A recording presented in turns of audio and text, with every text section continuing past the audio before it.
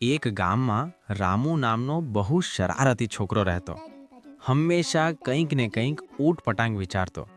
એક દિવસ તે સ્કૂલમાં મોડો પહોંચ્યો.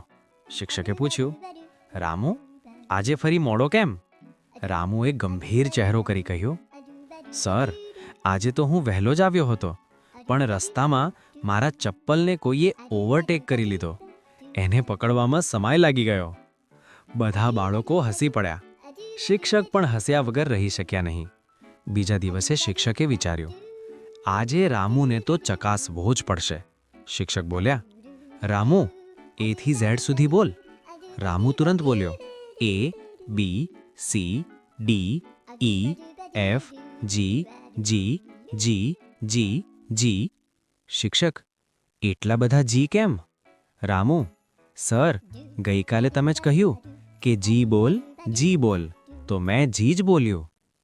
ગામના બધા લોકોને રામુની મસ્તી બહુ ગમતી, કારણ કે જ્યાં રામુ ત્યાં હાસ્યની ગેરંટી.